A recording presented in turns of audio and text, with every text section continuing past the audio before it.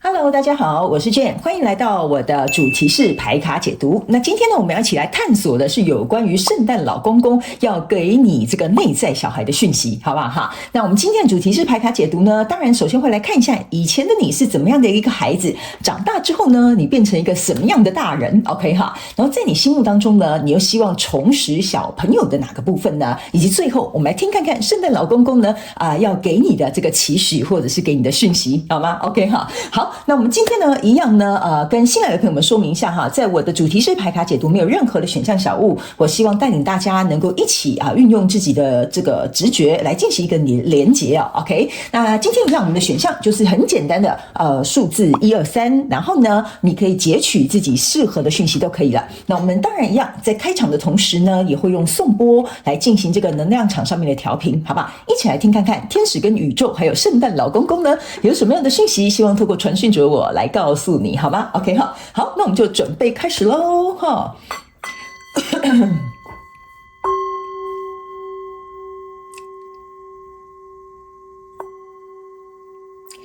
现在我要邀请你闭上你的眼睛，调整自己的呼吸，去回想自己心目当中那个可爱小孩子的模样。我们一起来听看看圣诞老公公有什么样的讯息，希望透过我来告诉你。最后，请你去感受数字1、2、3，哪一个数字跟你的连结感受最深？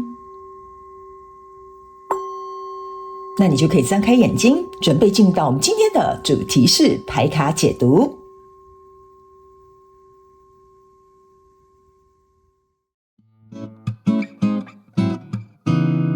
Hello， 大家好，我是 Jane， 非常感谢所有愿意在影片下方留言反馈以及按赞分享的观众朋友们，因为有你们的支持，才会有我的存在。所以如果呢，你还想要收听更多不同多元丰富的精彩内容，请你一起来收听我的主题广播节目，以及订阅我的电子报，就会收到最新的第一手消息。那如果呢，你还有其他的问题，也欢迎你点开影片下方的资讯栏，就可以找到所需要的答案。接下来就让我们一起来收看今天精彩的影片内容吧。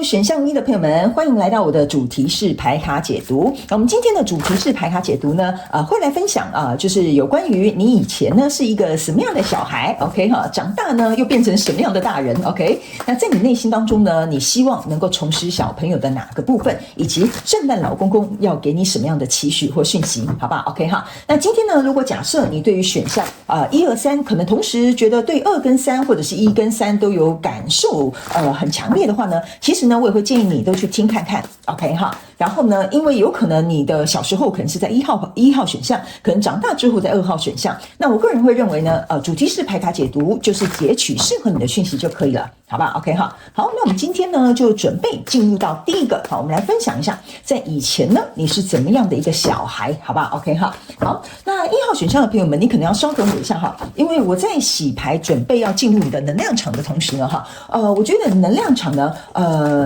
不是说没有很顺畅，可以了，好，来，这个时候才能翻牌 ，OK 哈。有些时候我在洗牌是感受这个能量场，顺不顺畅，然后呢，去感受一下你能量场的这种状态 ，OK 哈。因为刚刚停滞比较久，所以我等一下去感受一下有没有跟这个是有相关联的一些讯息在里面，好不好 ？OK 哈。好，那我先跟大家说明一下，我不是一个按照固定牌阵或者是牌意去解牌的人，我就是按照每一个选项，他们可能有不同的方式或方法，也有可能大家都一样，好不好？好，我们就看每一次的主题，看一下圣诞老公公或天使宇宙有没有额外的这个指引，好不好？好，首先呢，现在跟这个选项1的朋友们分享一下。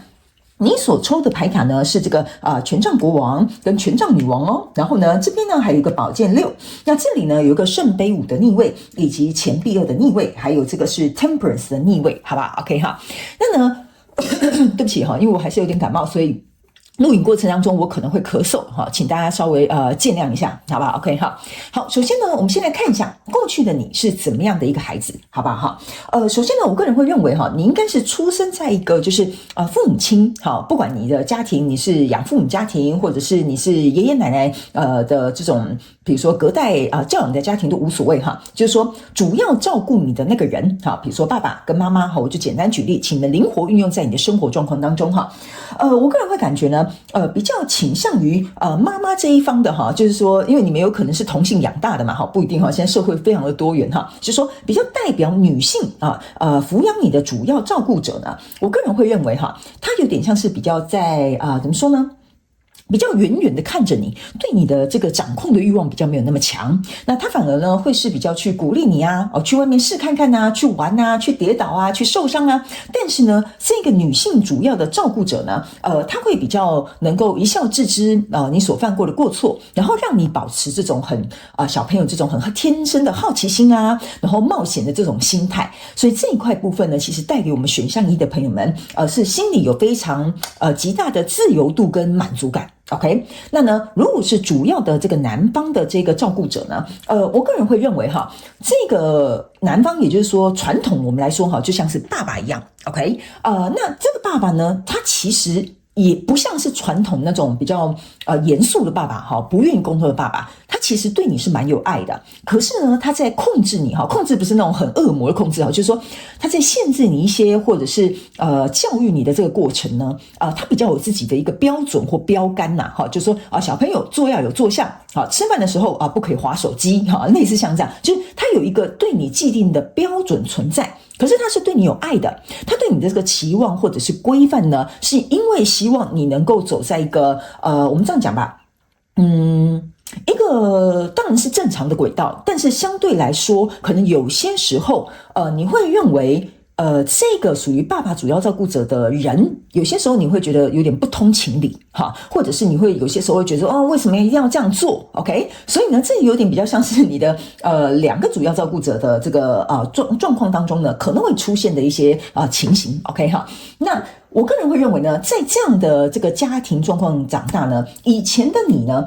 你是非常愿意去怎么讲？去学习、去跨越、去突破的原因，是因为呢，这张宝剑六哈，给我有一种感觉，就是说你是愿意呢去跨越一些重重的障碍，可能是因为这个母性跟男性的这两个角色哈，他们有点像是一放一收，一放一收，所以在这个过程当中，这个宝剑六哈，其实相对在你的小时候，我个人会感觉，我不会说你完全没有挫折，但是你愿意从挫折当中去做一个学习，甚至把这些学习到的东西带到了你长大的这个成人的个性的过程当中。OK 哈，所以我会觉得呢，你算是一个蛮明事理的小孩，就是说你知道有时候要有规矩，有时候可以就是放胆的去玩哈，有些时候呢应该要有一些比如说礼节存在，这个对你来说，我个人会感觉你是做得很好，就是说你在当有礼貌的小朋友跟天真无邪哈，稍微有点放纵的小朋友哈，这个平衡感是有的。OK， 那这里有一个这个圣杯五跟这个。钱币二的逆位的意思就是说呢，我会觉得在你小时候呢，就是你内在小孩也好，或你过去的小时候的一个状况呢，我个人会有一种怎么说呢？我把这个牌给你看一下哈，对不起啊，这是圣杯四的逆位哈，我刚逆着看，所以没有看清楚哈。我个人会感觉有些时候你会怎么说呢？你的比较心态，或者是比如说你的这种怎么讲？我要怎么形容这个东西？我举个例来说哈，比如说以前呢，小朋友大家都会有新玩具 ，OK 哈，那有的同学可能会跟你说，你看我买了新的无敌铁金刚哈，我买了新的芭比娃娃或什么等等之类的。有些小孩可能会回到家就会跟这个父母亲大吵大闹，说我也要那个玩具哈，我也要怎么样？可你不是，我觉得你是一个蛮懂事的小孩。OK 哈，原因是因为呢，你会觉得说，我会跟妈妈提，好，你也是会愿意争取的孩子，就是你可能会跟妈妈提，可能会跟爸爸说，但如果他们不买给你的话，其实你也不会是那种躺在地板上耍赖的那种小孩，你呢比较有点像是说，妈妈好像跟我讲说，因为什么什么玩具太多，所以不能这样子，我应该呢要先怎么样怎么样怎么样才可以买新玩具，你是一个可以沟通的孩子。就是说，你不是那种胡搅蛮缠哈，很撒野的孩子，你是可以协调的 ，OK？ 而且你很容易过得了这些关卡，你也不太容易跟其他的小孩去做一些竞争跟比较 ，OK？ 你比较有点像是那种很成熟的小大人，就说你的玩具好棒哦，好好玩哦，好棒哦，你妈妈给你买这个东西，你不会用这种嫉妒比较或者是我一定也要的这种心态，你会是那种我觉得我好开心哦，哇，你看你这个同学，妈妈我跟你讲哦，那个同学买那个新娃娃哦，怎么样哈，你会倾向于比较像是分享开心快乐的这个过程，所以我觉得你算是一个真的就有点像是一个蛮成熟的明事理的小孩。然后呢，这边有一个 temperance OK 哈，只是说在 temperance 的过程当中呢，这张逆位的 temperance 就有点像是说我觉得从某部分来讲哈，在小时候的你很 enjoy 你小时候的那个整个成长的一个状态，但是有些时候我觉得你的父母亲呢会怎么讲呢，他们可能对你有不同的标准或双重标准好了，比如说爸爸说可以这样，妈妈说不可以那样，所以有些时候你可能会夹在你父母亲之间，会有一点为难。OK 好，会有一点为难哈，所以呢，会变成是，甚至这边有一个比较小众的讯息哈，某部分选项一的朋友们，你的父母亲有可能是离异的，但是他们可能双方是把你照顾得很好，或者是比如说他们把你送到爷爷奶奶家，或者是外公外婆家 ，OK 哈，所以在这个过程当中，你的外公外婆给你是一个像我刚刚讲的这样很好的一个状态，但是可能在父母亲之间会有一些状况或问题。OK 好，这是比较小众的选项一的朋友们，好吧？所以这大概是你过去的一个状态。我们现在来看一下哈，你长大之后呢，变成什么样的大人，好不好 ？OK 好，我们来看一下 OK 哈，因为呢小时候当然多多少少会影响我们的一些成长的一些历程哈，但是我们来看一下你在长大之后呢，变成一个什么样的大人，好不好 ？OK 哈，好，行，等我一下哈，我来帮你展开一下 OK 哈。好，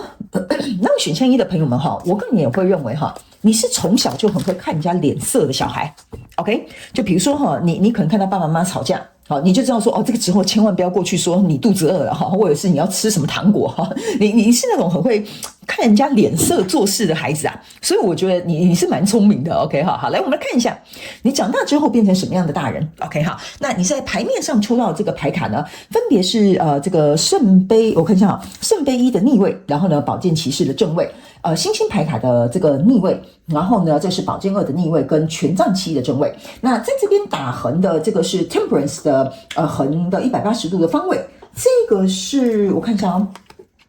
这个是 shadow side 180度的这个方位，然后这个是钱币石的就是一样是180度横向的方位。好，不好意思新来到我频道的朋友们好，我跟你讲我这个人解牌就是按照自己的风格，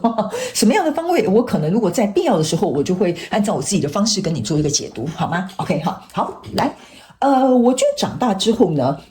怎么说呢？我觉得你可能在比如说学生时期，或者是比如说社会职场的这个过程当中哈。我个人会认为你没有过得很快乐 ，OK？ 不是说你每天过得很悲惨不是这个意思，就是说，因为你小时候的那个童真跟纯真，分享开心快乐的感觉，在去到学校这个场合或去到职场这个场合的时候，你发现说，好像不是所有人都跟你一样，所以有些时候，我觉得选项一的朋友们，你会感觉到好像有点备受打击，就是说，这个圣杯一加上这个宝剑骑士有一点像是说，你到学校的时候，就跟小时候一样，很开心跟大家分享你的这个家里的状况，很开心跟你的好朋友分享说你新买的东西。可是你会遇到有一些去打击你的人，就是说这有什么好炫耀的？怎么样？你买这个玩具了不起啊？哈，你妈妈每天接送你上下班你就觉得怎么样？如何哈？所以我觉得你应该是在小时候的这个成长过程之后，长大之后经历了这些过程当中呢，你会有一种就是为什么？我明明就是好心好意，那你为什么要这样攻击我啊？或为什么要这样排挤我啊？或者是为什么要这样子说我啊？好，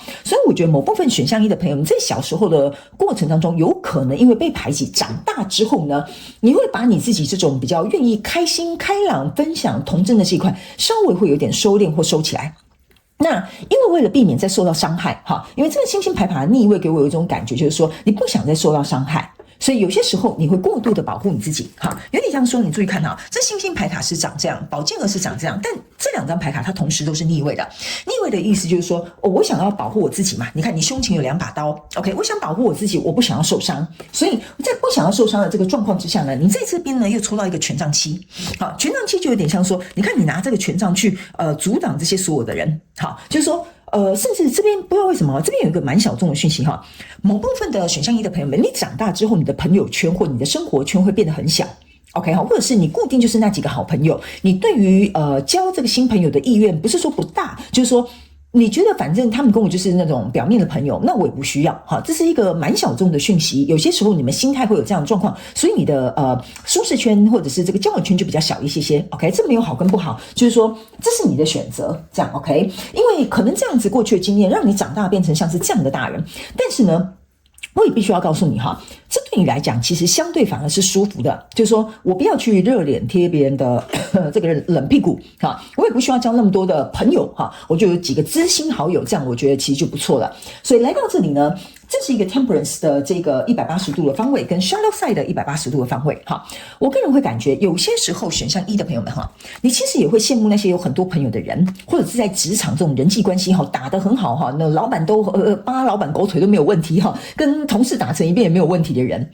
我觉得 sometimes 你会有点觉得说，其实我以前也是这样的人啊。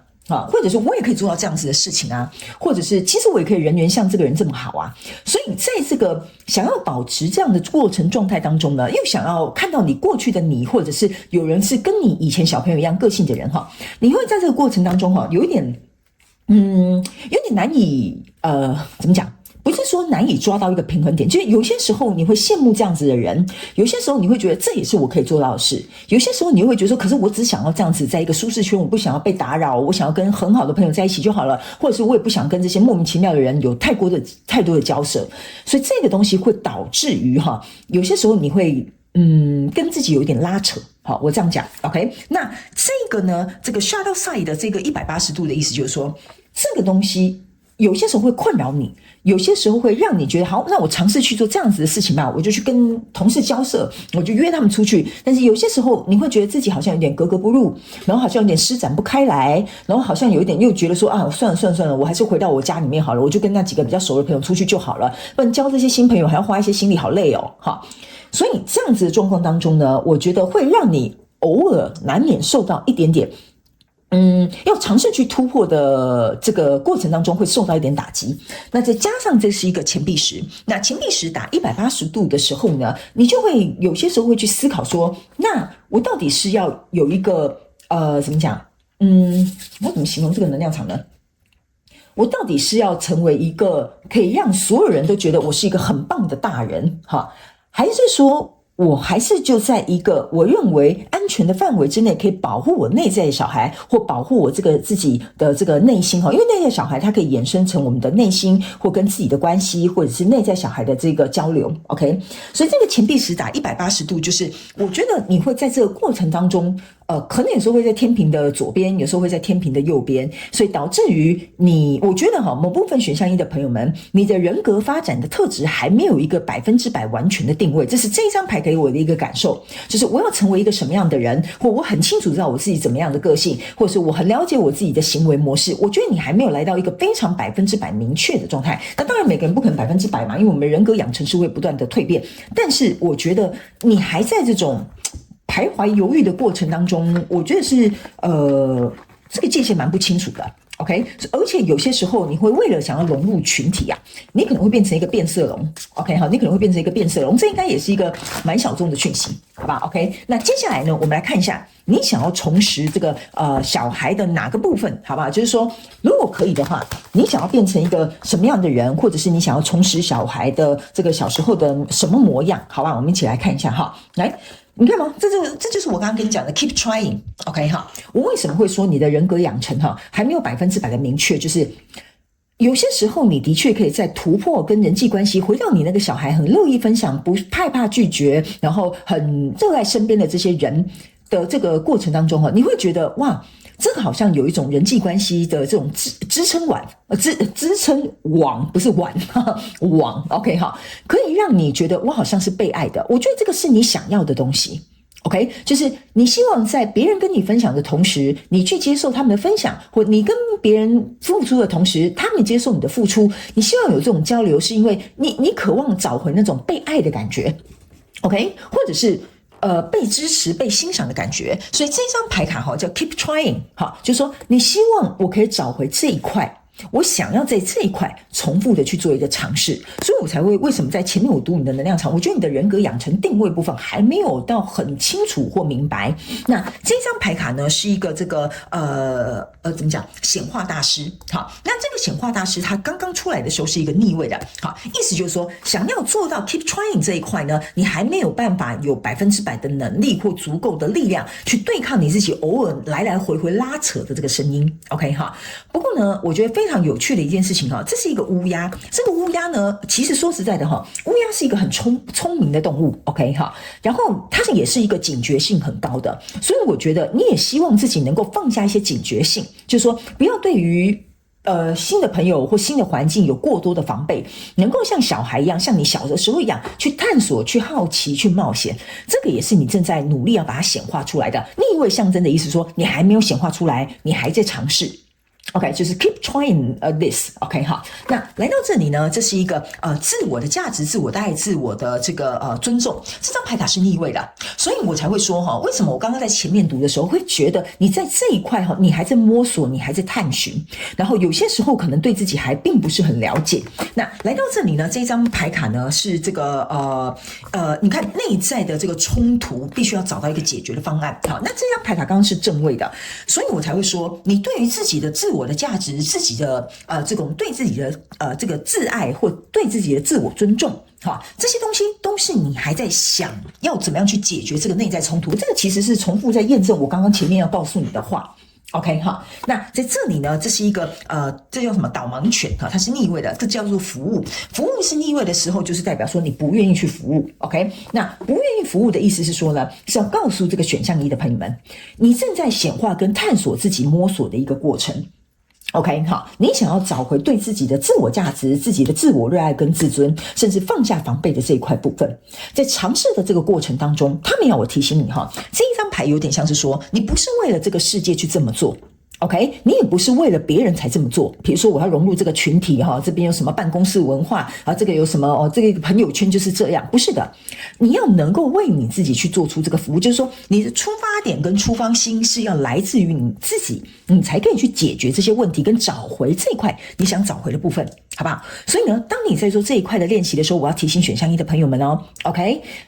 你一定要有你自己为一个出发点。我想要去了解我是怎么样的一个人，我想要知道我自己自我价值不足的地方是发生在什么样的状况之下，或哪些事情造成我有这样的感受啊？或者是比如说，你之所以为什么要限制自己这种交友圈的这个范围，是因为你尊重自己的哪个部分？请你以自己为一个出发心去思考这个问题。好吧，我觉得这个才会真正的去帮助你找回你想要重拾小朋友的那个部分，好吗 ？OK 哈，来最后 OK， 既然圣诞节都快到了哈，好，那当然哈，如果你不是在圣诞节的时候看到这个影片也没有关系，好，反正我的主题式牌卡解读呢是没有任何时间上面的限制 ，OK， 我们来看看这个圣诞老公公要给你什么样的期许，好吧？我们一起来看一下 ，OK 哈，好，那我们顺便来听看看天使跟宇宙有什么额外的补充讯息，好吧？我们一起来看哦，好，请等我一下哈 ，OK。其实呢，我刚刚在洗你的牌卡的时候哈，我觉得某部分的选项1的朋友们，你会给我有一种格格不入的感觉，哈，不是说你是一个怪人哈，所以格格不入，不是的，是指我觉得你内在的小孩在想要融入人群或想要去能够适应这个社会的时候呢，你会我要怎么说呢？可能是因为你非常的怎么讲？你非常的单纯吗？是这样讲吗？可以这样形容吗？就是说你没有太多额外过多的复杂的想法，所以这个社会或这个职场或这个人际关系的交友圈，有些时候会带来给你一点压力。OK 好，我的感受是这样，好不好？所以在这一块，我觉得你要去多呵护你的内在小孩。那最后我们来看一下圣诞老公公跟天使宇宙要给你什么样的期许，好不好？好，这张牌卡呢，就是重新的充电跟这个怎么讲，就是这个 regeneration 我有点不知道怎么翻译，但我知道它的意思，有点像说你要重新去灌溉，重新去让这一块能够蜕变成新的版本或优化出来哈，你可以这样讲 ，OK 哈。然后呢，这边呢这2张牌卡就是这张牌卡叫做优雅啦。OK 哈，我觉得呢，圣诞老公公要给你的期许的，就是要告诉你一件事情哈，选项1的朋友们，你可以保持你的优雅，按照你自己的生活的步调或习惯的方式去做你自己想要做的事情。OK 哈，因为当你能够活出自己的样子的时候，你展现出来的样子就是最吸引人的样子，也是最优雅的样子。所以他没有告诉你，在这个探索的过程当中，或者是你还在找你自己的人格定位或自我价值或自己自尊心或这些去探索的这个过程呢，他没有告诉你，请你要记得保持这样的探索心态就好了。不要认为一定要得到什么样的结果，因为如果你非得要得到一个什么样的结果，你就会很用力，很用力就会失去你优雅的样子。请你想一下，回想一下，去像小时候一样，去探索每一个你自己的这个部分，而不要去过分的去做一个定位。因为当你不去做一个过分的这个定位的时候，你去了解，你就当作去了解你自己，不要做什么样，我是一个什么样很果断然后明确怎么样的人哈。你可以了解说，原来在我的人格特质当中我不仅很柔软，然后我很温柔，但是有些时候呢，我也能够很果决。他们说呢，当你能够这样子去看待你自己，把你自己看成是拼图拼凑起来的一个。我要怎么形容？因为我看到是一个拼图哈，有点像是这个意象，有点像说去把你自己一一的拼凑回来。OK， 那你就会知道说什么时候我要展现这样的姿态，什么时候我要展现这样子的模样，什么时候我要展现这样子的个性。OK 好，那这个东西会让你变得很丰富很多元，这个是现代老公公第一个要给你的期许。好吧 ，OK 好，那这张牌卡呢，在这里有一个扫帚，然后这边有一个打开的大门。好，他们要我提醒这个选项1的朋友们就是说是时候了，应该要把你心里的那一块被掩盖的，或者是你关上心门的，或者是比如说你希望重新去找回来的这一块，拿这个扫把去好好的把它打扫一下。好，那打扫完毕之后呢，放下你的过去。OK， 重新开始你的未来，这是这个扫把这个42号牌卡给我的一个感受，就是放下你的过去吧。你的过去可能会影响你，但是它不会创造你的未来。你有能力创造你自己的未来，当你把这个心门打开，好不好？这是第二个，我觉得圣诞老公公要给你的期许。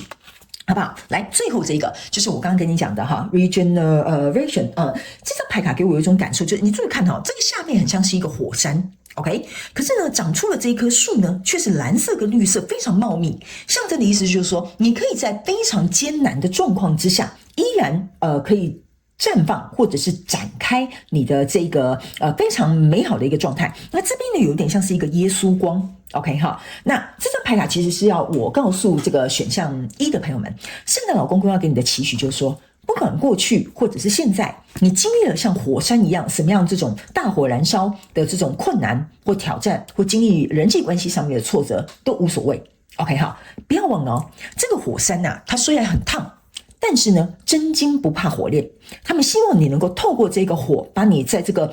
怎么讲去那叫什么？我突然忘记那个形容词，就是人家在烧那个剑就是透过这个淬炼透过这个淬炼，还有这个火去帮你这种锻炼起来，这个过程当中，好好的去展现出你不一样的姿态，好吧 ？OK 哈，那因为呢，这个绿色的这个树。还有给我有一种感觉你可以注意看一下它的这个枝芽并没有很多个，大概只有1、2、3、4、5、6、7、8，所以我个人会感觉有可能你在看到这个影片的这个时候，是你下定决心你要重新去调整你自己，或者是重新去调整你自己的生活，或者是去了解你自己，去探索你自己，发现你自己的一个非常完美的一个时刻。OK， 所以呢，这个有点像是一个正在展开的一个过程当中，所以这个圣诞老公公也希望你能够在这个绽放的过程当中呢，去找出适合你自己的方式，因为这个树这个叶子展开之后会长出花来嘛，对不对？有可能这棵树是玫瑰花咯，有可能是樱桃树咯 OK 所以呢，他们说呢，你可以自己去决定，对不起因为我很想咳嗽，一直在忍耐 OK 你可以自己去决定你想要盛开什么样的花朵，想要用什么样的花朵去吸引别人的目光。OK， 这个是可以由你自己来做一个决定的部分，好不好？你不需要受到社会框架的规范，你也不需要受到这个制式的这个文化的这个枷锁，你可以自由自在的去做一个发展，这个就是你最真实的样子。好吧 ，OK， 好，那以上呢，这个就是呢，我要给选项1的朋友们，告诉你有关于你过去是什么样一个小孩，长大之后你又想重拾小孩的哪个部分，以及圣诞老公公给你的期许。好不好？我个人会感觉我在读你的能量场的这个过程当中选项一的朋友们，我觉得你现在某部分的选项一你应该有点胆怯，但是你又想要突破这是我读到你的能量场的一个感受。 OK 我个人会认为有一句话叫做不进则退嘛，是不是这样说 ？OK 好，那我觉得如果你已经在这一条界限停了很久，不知道到底要不要跨越这一条界限，或者是跨出这个舒适圈，或者是去尝试不同的这个状态我个人会感觉你可以去思考一个心态，就是说虽然说跨出去这一条线我不知道会发生什么事情 OK， 但是如果你一直在这一条线的范围之内，你永远只会遇到相同的事情。所以跨越这一条线，或许它不一定会有一个好的结果，或者是你可能会碰壁 OK， 但是起码你会搞清楚你想要什么，不要什么，你喜欢什么，不喜欢什么，这对你来讲都是一种收获，好不好？这就是最后我自己想要补充给你的一些讯息，希望可以为你带来一点点帮助，好不好 ？OK 好了，那以上这个就是要给选项一这一次的主题式牌卡解读的内容，我希望其中有一两句话能够帮助到你，这个就是我成立这个频道的初衷跟初心，也非常感谢选项一的朋友们来收看我的影片，也希望你会喜欢，那我们就下次再见咯，拜拜。Hello， 选项二的朋友们，大家好，欢迎来到今天的主题式牌卡解读。那今天呢，在主题式牌卡解读，我们要来看看这个圣诞老公公呢，会说你以前是一个什么样的孩子长大之后呢，又变成什么样的大人呢？那你自己内心当中又希望重拾小孩的哪个部分？我们今天一起来探索一下，好不好那最后呢，我们当然也会来听看看天使跟宇宙还有圣诞老公公会给你什么样的期许，好吗 ？OK 好，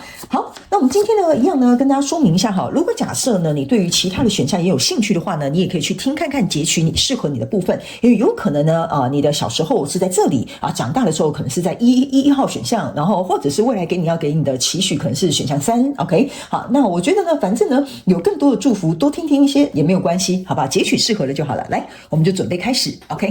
好，首先呢，我们会先来说明过去你是怎么样的一个小孩那你在这边呢，分别是抽到 Hierophant 的正位，这个是宝剑1的正位，以及这个是宝剑1234这个不好意思有些时候逆位我会看不太清楚123456789好，宝剑9的正位 OK 然后这个是权杖侍者的逆位，以及太阳牌卡的正位。OK 好，来等一下下面我会一一说明 OK 首先呢，我觉得从你的能量场上面来说我个人会认为呢，你是一个非常热爱学习的小孩，就是说有可能你是一个学霸，或者是你从小成绩就不错，或者是比如说你学一些才艺的时候速度是很快的，好吧 OK 所以呢，大部分的人应该给选项2的朋友们的一个评语就是说哇，这个小孩好聪明你看他好棒所以甚至我会感觉某部分选项2的朋友们，你以前可能是领奖学金长大的或者是你可能就是那种什么资优生、什么模范生毕业的，类似像这样的一个感觉。那我个人会感觉呢，在这样的小时候的这种怎么说呢？我不能说它是一个高压的状态，因为这是你的天赋嘛，你可能天生就很会读书，或得到奖学金等等之类的。所以相对来说呢，我个人会感觉你身上是的确有背负压力的。OK。那我为什么会说这是有一个压力的呢？就是说，在这个学习的过程当中，我觉得选项2的朋友们呢，你的这个 Hierophant 这后面是有4个月亮的，然后这边是有2只手的，所以我个人会感觉呢，在某部分来说，有可能呢，这边有几个讯息第一，有可能你在求学的过程当中教你的老师很多都是属于怎么讲？那叫什么女生比如说你的班导是女生，钢琴老师是女生，或者是在家辅导你的功课的是妈妈类似像妈妈的角色，或者是奶奶就是比较女性的角色 OK 那他们有些时候呢会去怎么讲？我不能说干涉有可能是干涉，有可能是给你一个轨道，或者是有可能是比如说用力过猛，可能就变成是控制就是说你今天这个功课这边一定要写完你一定要去学钢琴或者是你一定要这次一定要考到第几名来，我帮你辅导OK 就是说在这样的女性的角色的过程当中呢，我觉得它对你的这个影响比较大一点点影响比较大一点点。不好意思选项2的朋友们刚刚不小心录影的时候断掉了我继续讲一下，就是说呢这个女性的这个有点像说比较过分摄入的这个状态当中有些时候会给你有一些压力，但是呢我觉得选项2的朋友们，你又有点贴心，你就会知道说其实妈妈这样子告诉我说这次考试一定要加油一定要多写一些题库你知道她是关心你，然后她也是好意，可是有些时候会给你有一种倍感压力的一个感觉，你会觉得你好像有点被被这种压力偶尔难免会有一种被压垮的感受哈。那这边呢有一个宝剑1跟这个宝剑9 ，OK 哈，这个宝剑1跟宝剑9呢，我个人会认为哈，那是因为你本身可能很聪明、很突出，或者是知道一些就是怎么说，就是一些怎么讲，怎么说就是。读书的小技巧好了，或者是你很聪明，就是可能考运也很好吧，哈，等等之类的，就小时候在各个方面的发展，甚至你有可能是校队的哈，这个东西会为你带来怎么讲一个平衡，就是说，比如说妈妈告诉你，你一定要认真读书，好，妈妈告诉你，你一定要怎么样怎么样，你虽然有点压力，觉得说好烦哦，有时候这样子一直催我觉得很不 OK， 可是当你去比如说比赛啦、读书啦，或者是去演讲啊，什么等等之类的，你又是那种得名，你又会觉得说，其实我自己真的很棒。这个东西哈，会稍微让你在这种状况当中达到了一个平衡 ，OK 哈，达到一个平衡 ，OK。所以对你来讲，一则喜一则忧吗？是这样说 ，OK。那这个宝剑9的状态呢，是我个人会感觉哈，应该某部分选项2的朋友们，你在小时候应该曾经有过一个非常重大的打击 ，OK 哈。那这个重大的打击稍微有让你在过去的状况当中呢，稍微有点停滞了。比如说假设你联考刚好没有考上哈，我们那个年代叫联考啦哈。OK 哈，就比如说你什么都很好，偏偏不知在最大的这个考试联考的时候，你偏偏就是有点像是没有当上状元，然后反而落榜了 ，OK， 所以这个打击对你来说，在那一段时期，可能让你人生进入到一个停滞的状态，好，或者是你可能遇到了其他的一些什么样的状况，所以在那一段时期，你可能比较消沉一点点。那这个状况呢，我会建议你哈，你自己去套用在你曾经遇过的这个状况当中，因为每个人不一样，不一定每个人都是成绩哈，只是说我用这种学生的这种角度来讲，你们比较容易理解哈，所以你们要灵活运用套用在你的状况当中哦 ，OK 哈。但是呢，我觉得选项2的朋友们，你有一个非常好的一个特质，就是说你是一个可以被打击再爬起来的小孩 ，OK？ 所以在过去这个状况当中，你在这一副牌卡里面同时抽到2张太阳哦，就是说即使你经历过这些挫折跟挑战之后，你终究回到一个开心、快乐、开朗的样子，你又会有能力去找回你自己的，比如说。对自己的认同啦、价值啦，对自己的这种能力啊，我觉得你是有这个修复能力的，就是你自我疗愈、修复能力是很强的。好吧 ，OK 哈，好，那我觉得也正是因为如此，即使在一个高压的状况当中，或者是父母给你的期待比较高，你起码可以在这个过程当中有就是什么，就是透个气哈，或者是能够有这个呼吸到新鲜空气的这种感觉啊 ，OK 哈。那来到中间这一盘牌卡呢，这是一个宝剑8，然后一个恶魔牌卡的逆位，还有一个月亮牌卡的这个正位 ，OK 哈。我个人会感觉，就是因为你在这个情绪控管方面，应该在小时候的时候呢，我觉得应该就是我会说得心应手吧。那你甚至在小时候是一个非常守规矩哈，不能说守规矩啦，应该说知道什么事情该做，什么事情不该做。好，比如说该读书就读书，该玩就玩哈，但不要翘课哈。那比如说该去享受你就享受，但是该认真的时候你就很认真。所以你这张恶魔牌卡是逆位的哈，我会觉得这张恶魔牌卡逆位的给我有一种感觉，就是说你不是渴望像有些小朋友他们可以翘课，他们可以不用去补习班，然后他们可以去做他们想做的事情，考很烂，他的父母都不会骂他哈。我觉得你对你自己多多少少是有点标准的，所以你不会让这个欲望或小孩子撒野的那个地方跑出来太多 ，OK 哈？因为你心里还是会有一种感觉，就是你对你自己是有一个标准的，该做什么就做什么 ，OK？ 那来到这边这个宝剑8跟这个月亮牌卡哈，你可以注意看一下哦，我觉得哈，你非常有趣哈，你的牌卡里面有很多宝剑。OK， 那这个宝剑是把这4只是8只眼睛用这支宝剑呢一分为2。这个呢其实是像你刚刚拿到的这个宝剑一是一样的，就是说呢，虽然有很多人在看着你，比如说大家的，比如说甚至我不知道为什么这边有一个很神奇的一个小小的讯息你有可能是整个家族的长孙或长女。OK， 或者是有可能是整个家族里面的第一个男生或第一个女生所以有一些人或者是亲戚朋友，或者是比如说你的父母亲或者是学校的这些老师，也有可能就是你可能就是我们学校这么多年以来第一个代表去比赛得名的这种人这是一个比较小众的讯息所以你身上背负比较多别人的这种期待跟眼光跟看法。可是我觉得很好的一件事情就是你看你这边有好多月亮好多眼睛然后你看这边又有好多月亮，对不对 ？OK， 所以相对来说呢，我觉得老天爷给你一个怎么说呢很好的一个特质，就是你同时抽到月亮跟太阳，就是说你从很小的时候，你就可以看得出来人情冷暖，是这样讲吗？哈，就是说，当你考得很好的时候，大家觉得哇你好棒；当你考不好的时候，别人对你落井下石。OK 哈，这个东西应该是在你小时候你就有经历过了。OK 好，那在经历的这些过程当中呢，我觉得你心中有树立一个标杆，就是说这些东西都不足以去影响到你认为你自己是谁。好，所以我觉得你应该是从小对自己的认知这个状态就很清楚的一个人，然后修复能力跟疗愈能力也是蛮好的一个小孩。OK 哈，然后还有一件事情，我觉得你这个小孩哈很清楚，很怎么讲？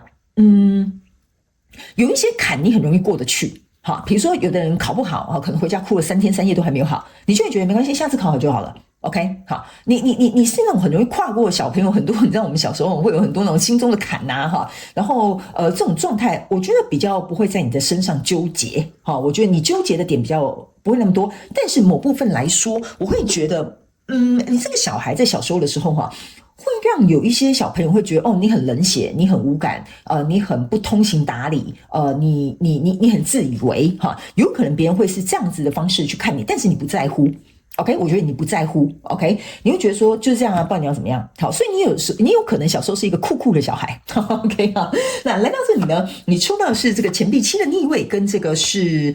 钱币9的逆位。OK 好，那这边非常有趣的一件事情就是说。你这个钱币7跟钱币9的逆位中间少了一个钱币8 ，OK 好，那钱币9跟钱币7的逆位给我有一种感觉，就是说你甚至在小时候是怎么讲，不用花太多力气，你就可以去达到你想要的人，就是达到你想要的结果的人。那有一些我觉得选项2的朋友们你也不是一个，虽然你可能成绩很好，可能很聪明，或者是你什么事情都很容易可以做得很好，但是呢。我个人会认为你有点，就像我刚刚讲，你很酷，你不是很在乎，你会觉得说这有什么难的，这有什么好骄傲的，这有什么好认为觉得怎么样的你会觉得你只是在做一件事情。OK 好，我觉得你给我的能量场的感受有点像是你就是在做一件事情而已，这没有什么好那个的，好，所以我觉得你蛮酷的。OK 好，我觉得你蛮酷的。然后呢，还有一件事情就是说呢，我觉得就是正是因为这样子，并不是。完全不在意结果的状态，就是说你当然多多少少还是会在意一下，今天好像考不错明天就昨天好像考得有点差但是我会觉得，你有可能这边有一个蛮有趣的一个能量场，就是说你有可能在很小的时候大概就知道你想要朝向哪个方向发展。比如说你小时候体育很好，你就想要当一个比如说国家代表队比如说你从小就很会数学，所以你长大你可能就想当一个数学老师类似像这样。我觉得你应该在很小的时候就蛮清楚知道你自己的优点在哪里，所以你朝向的哪个方向，或者甚至你在小时候填志愿的时候，我觉得你都很清楚知道你自己要干嘛。好，这是你给我的能量场一个我觉得算是蛮明确的感受，好不好？我们接下来看一下你长大之后变成什么样的大人，好不好 ？OK 好，我个人会再跟这个选项2的朋友们提一下我觉得某部分选项2的朋友们，你在小时候非常有可能是一个风云人物，就比如说你可能是校花校草啦，或者是你可能是校队啦，好，或者是就是你在某个方面很突出，那相对的对你来讲。你可能非常早就情窦初开，或者很多人会跟你示爱表白或者是写这种情书给你你小时候可能是每天都有不同的早餐 OK 这个也有可能是在选项2的这个状况当中会发生的这也是一个蛮小众的讯息 OK 好，来接下来呢我们就来看一下你长大之后变成一个什么样的大人，好吧 OK 好行。我再看一下还有没有什么你小时候要给你的这个讯息要做一个提醒的。应该没有，大概就是这样子。好，那我们接下来就来看你长大的时候，好不好 ？OK， 来，我们一起来看看行 ，OK， 不好意思我还是有点感冒。所以呢，我今天在这个录影的过程当中，可能还是会有点咳嗽请这个选项2的朋友们稍微体谅一下。OK， 好，我们一起来看一下。好，那长大之后你变成一个什么样的大人呢？我们来瞧瞧首先呢，你抽到的是圣杯女王的正位宝剑10，这是宝剑9的逆位。OK 好，你这个宝剑9的逆位跟刚刚的宝剑9是有重复出现过的。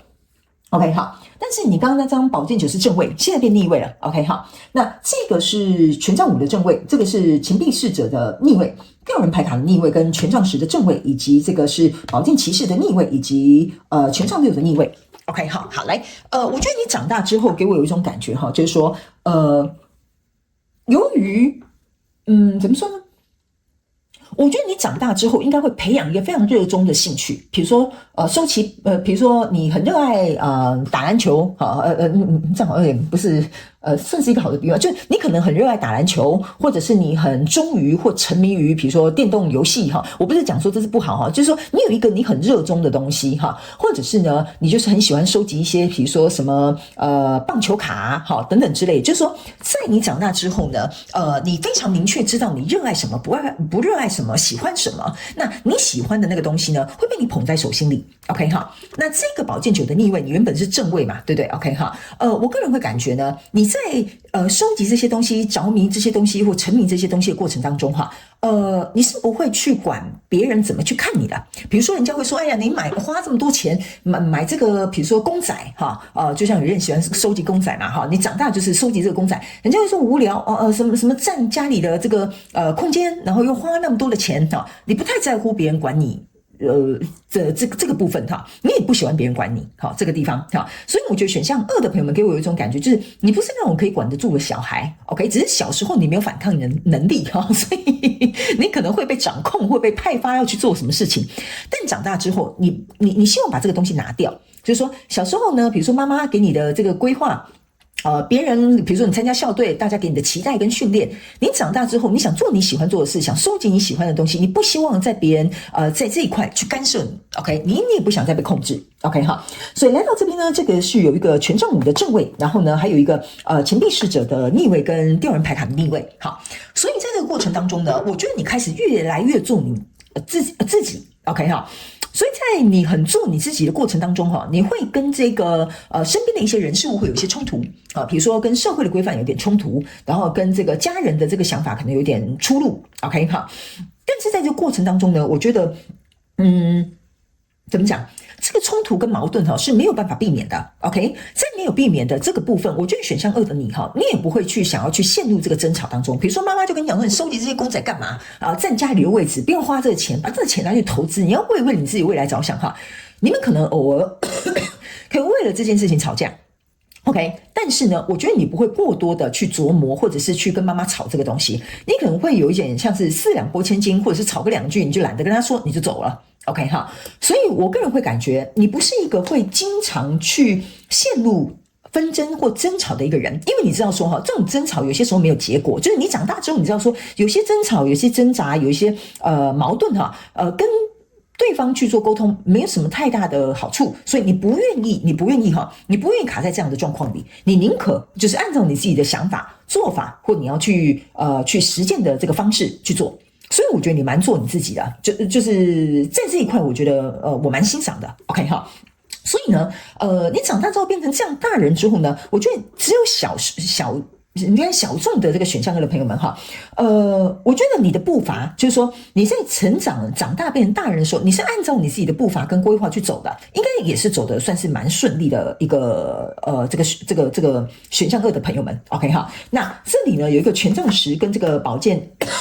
其实逆位还有这个权杖6的这个逆位哈，我个人会感觉这个权杖10就是说你很清楚知道长大之后该做什么事，什么事不该做。长大之后我花这个钱买公仔，我花得起，反正我不会过度消费哈。那或者是我现在知道我自己的规划该怎么讲，我做多少事领多少钱，这是我的事情，我也很清楚知道。所以我觉得你不是一个会盲目去追求社会的期待，或者是追求这种。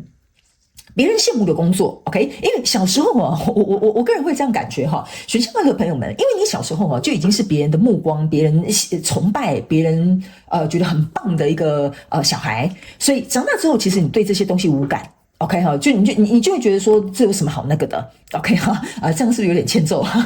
我开玩笑的 ，OK 哈，就是说别人会觉得说你好像有一点不可一世的感觉，然后你会觉得说你们这些人干嘛要觉得我很好？你们这些人为什么要干嘛？你就是想好好的做你自己的事情，然后你不会去盲目的觉得说一定人生一定要当到什么总裁一定要创业变成一个什么成功的创业家，你不会的，你就是按照你自己的步调、步骤、方法去做事 ，OK， 而且你扛得起哦。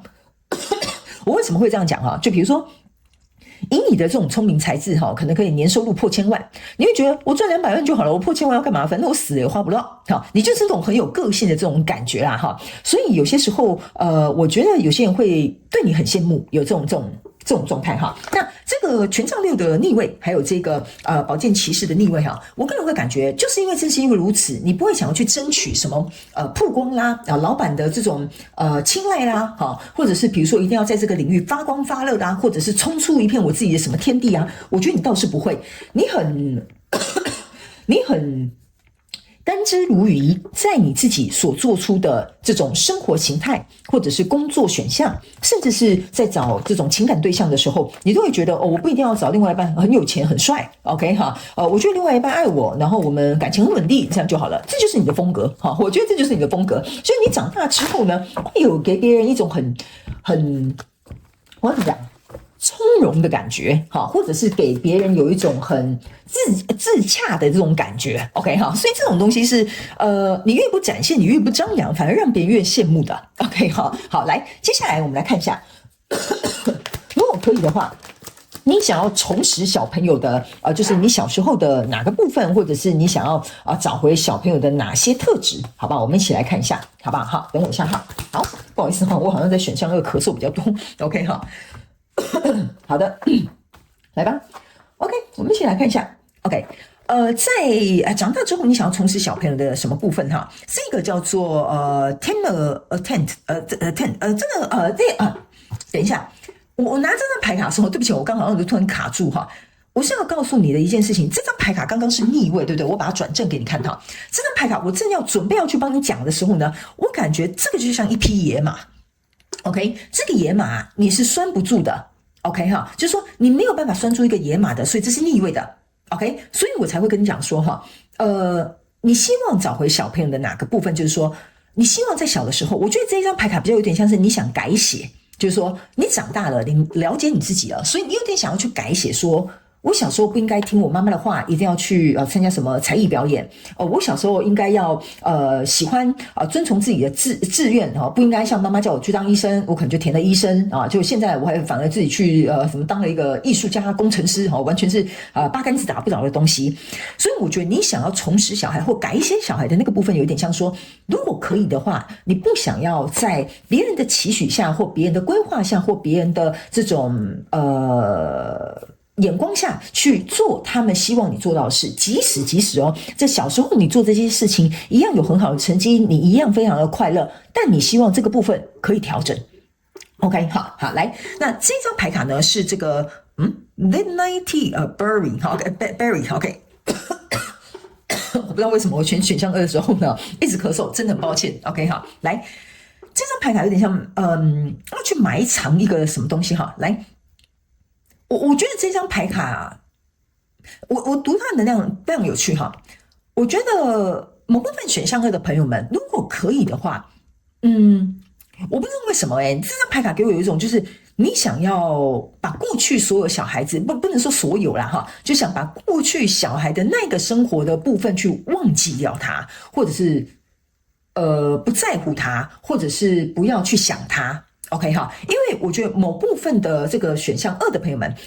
我觉得你有可能是要忘掉刚刚我们在讲的你小时候很受挫的那一块地方之外呢，还有一个就是你觉得长大就是长大了，没什么好过去的。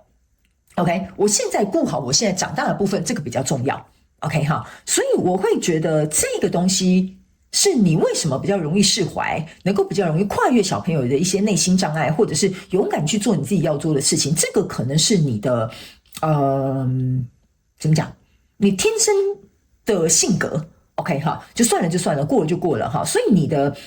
比较不会往心里去 ，OK 哈。所以我觉得这个状况有点像说，某部分的你是希望能够把小孩那一块能够释放掉它，然后呢，甚至能够埋藏在过去。我不知道为什么我在接你的牌卡的时候能量场跟这个选项1蛮不一样的。OK， 好，来，那这边呢是一个就是 It's in you。OK， 好，这是一个逆位的牌卡。OK 哈，我个人会感觉呢，在这张牌卡它是一个狮子，然后这边有一个第3只眼，这边有一个爱心。OK 哈，我个人会感觉呢，某部分的这个选项2的朋友们哈，你在小时候有可能是被剥夺掉一些你的兴趣爱好，比如说你弹钢琴很有天赋，可是你喜欢打网球，可是妈妈说打网球怎么样很贵啊，或者是打网球你又没有打到很好啊，什么你应该去学钢琴。OK， 我觉得呢，这个牌卡是逆位的意思，就是说你很希望当时候的你可以去争取这个你想要的东西或想要的部分。我觉得这也是为什么刚刚我们在解这个大人的部分哈，就是这个你很热爱的东西，你就是勇敢追求，你不管别人的。OK， 即使别人反对你，你也不想要理他们。OK， 我觉得这个就是说，其实当时候的你，可能或许，你是有选择的，或者是你可以要求的，或者是你可以去做到的。可能那个时候的你可能没有力量，或者是你认为你是一个小孩，你没有办法挣扎。所以这一块，我觉得如果可以的话，你希望那个小孩能够重拾这个部分，或者是比如说能够去改写这一块的部分。因为我不知道为什么哈，我在读选项2的朋友们的能量场的时候，就是说。你这个人有点像是比较一分为二的人 ，OK？ 虽然你对小时候可能有点这样子，但你觉得过去就过去了，算了吧，那就这样 ，OK 哈。但是如果可以，好吗？那就这样。但是我也知道不可以，好，我不知道为什么我在读你这3张牌卡的时候，你给我的个性跟感受有点像是这样子 ，OK 哈。所以呢，我觉得这个可能是你希望小时候的你可能有更怎么样的对待，这个比较有点像是，我不会说这是你心中的遗憾，但是这比较有点像是说，其实我当初应该可以这样做。因为你更长大、更了解自己之后，你其实知道说那个时候的你可以这样 ，OK 哈，只是你可能没有选择那样啊 ，OK 哈。来，最后这张牌卡叫做 Victory 哈，这个就像我刚刚跟你讲的，你本身生下来你就很受到别人的目光跟期待，或者是比如说你就是一个很顶尖的一个学生 ，OK 哈。这张牌卡呢，其实重拾小孩的那个部分意思就是说呢，你希望你还是能够怎么讲？我要怎么说呢？你希望你即使在这样的身份当中，你依然保持有自由自在的这个选项或心态吧。我觉得，因为我不知道为什么在读选项2的朋友们哈，你的成长到大好像有一个无形的枷锁。我不知道为什么你给我有这样的感觉，所以我不太清楚那个枷锁对你来讲是什么 ，OK？ 所以你希望说你可以成为一个成功的小孩的同时，但你可以自由自在的，比如说我想读书我就读书，然后比如说我想出去玩我就想出去玩 ，OK？ 我想参加这个我就参加这个，我不一定要为了要帮学校争取什么荣誉我就参加那个。所以我觉得你可能想要重拾小孩那个部分，就是现在的你可能很讲究自由度，就是说这个自由度对你来讲是很重要的 ，OK？ 我想在哪里上班我想要有什么样的生活模式，我想要打扮成什么样子，这个对你来讲是很重要的。我觉得自由度对你来讲是很重要的 ，OK 哈，好来，那接下来这个打180度的这个呢，这是一只很像火鸡啊，哈 ，OK 哈，我会觉得就是说你现在比较着重在你自己内在的一些成长。OK， 我觉得小时候的那些过去跟经历是的确有给你一些养分 ，OK， 不过我个人会有一种感觉哈，就是说这张牌卡哈，我觉得某部分选项2的朋友们，其实你也是很感谢过去的小时候的你拥有的所有的一切的资源跟得到的这些关注或者是这些东西 ，OK， 但是我觉得你是一个比较接地气的人，或者是你是一个比较怎么讲？你是一个比较踏实的小孩，或者是大人好了，我们这样讲好了。所以对于一些朴实，应该怎么样？虚华不实的哈，或者是这种什么名誉什么这些东西的哈，我个人会感觉你比较不在乎 ，OK？ 所以我会觉得你希望你自己能够做到的一个部分就是踏实。然后比如说安安稳稳，或者是比如说脚踏实地哈，或者是可以去摸得到、看得拿得到、看得到的东西，那对你来讲才是重要的。OK， 所以我觉得不好意思，我不知道为什么读选项2的朋友们的能量场的时候，你是一个好会沉思或者是深思熟虑的一个人。OK， 好，因为我不知道怎么形容哈，就是你是一个内在世界很丰盛的一个人，或者是内在世界很扎实的一个人。所以我在拿这一张牌卡的时候呢，我觉得选项2的人哈，你比较有点像是来听看看，我就看你讲一下，看你讲我这个怎么样 ，OK？ 但是我不 care， 好，或者是你会觉得说没关系，我就是这样子，你要这样讲我也可以，你不这样讲我也无所谓 ，OK？ 好，所以这张牌卡给我一种感觉，就是我现在人生过得怎么样比较重要 ，OK？ 过去可能比较不太重要 ，OK？ 好，这就是为什么我在解你的这个部分，重拾小孩的那个部分啊，我觉得你比较不像其他的选项，就是我一定要怎么样，如果可以的话，那最好是这样。好，我觉得你没有这种挣扎或这种纠结，或者是觉得想要去改变什么的这种心态啦，好吧 ？OK， 好，蛮特别的。OK， 好，那我们就来看最后这个圣诞老公公要给你的这个期许，好吧？好，我们来看一下啊。好，行。他们说再一张 ，OK， 好，可以，来。我们来瞧瞧哈，来，他们叫我按照顺序跟你讲就可以了，好吧？这张牌卡叫做孤儿 ，OK 哈。这张孤儿的意思就是说呢，我个人会感觉哈，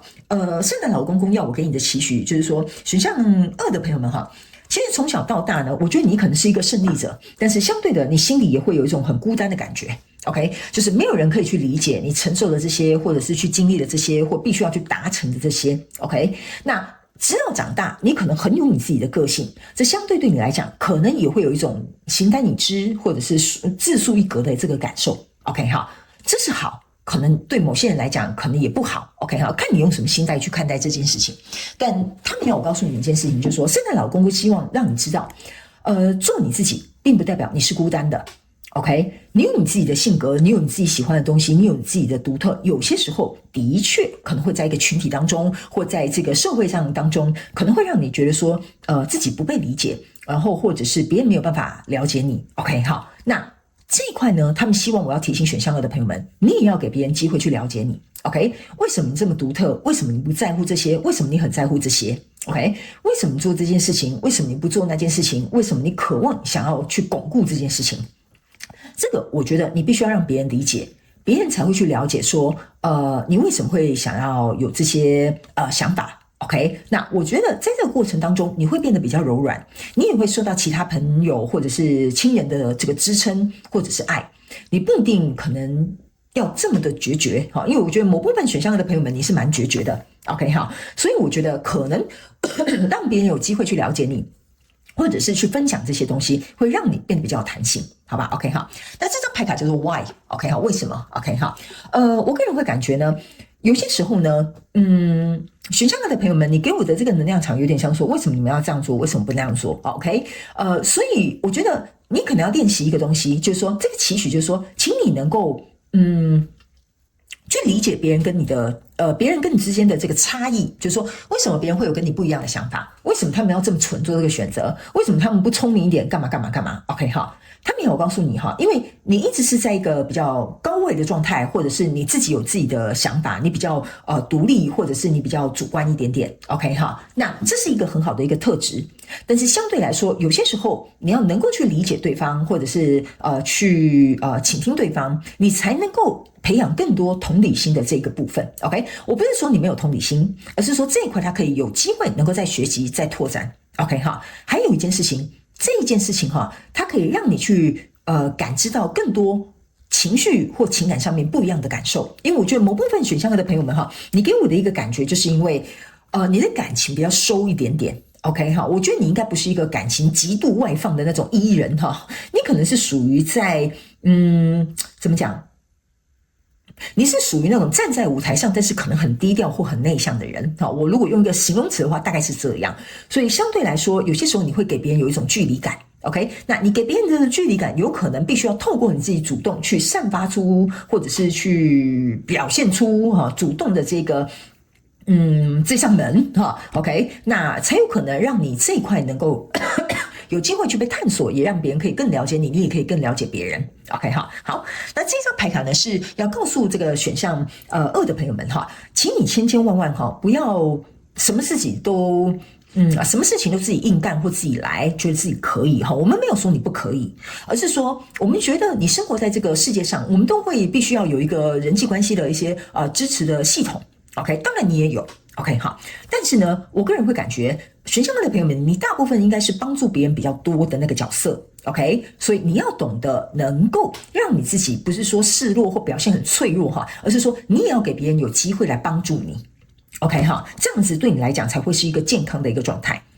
那最后这边呢是一个金山，然后上面有一个面具哈，他们要我跟选项2的朋友们讲哈，就是圣诞老公公其实说哈，你是一个内心非常丰盛的人，然后非常有想法的人，甚至是一个温暖、愿意帮助别人的人 ，OK 哈。但是呢，如果你戴着面具，就是说，比如说这有什么好讲的？就帮你一个忙嘛，干嘛要跟我讲谢谢？哈，有些人是的确就是这么酷 ，OK 哈。那我个人会感觉，你应该要认为别人跟你说谢谢是应该的。因为你的付出，他才可以得到，比如说这样的好处，或者是这样的帮忙嘛，是不是这样讲 ？OK， 所以他们说呢，有些时候你把你的面具卸下来 ，OK， 就是说，因为我总觉得这个面具有一点像是，就像我刚刚提到那个情绪上面的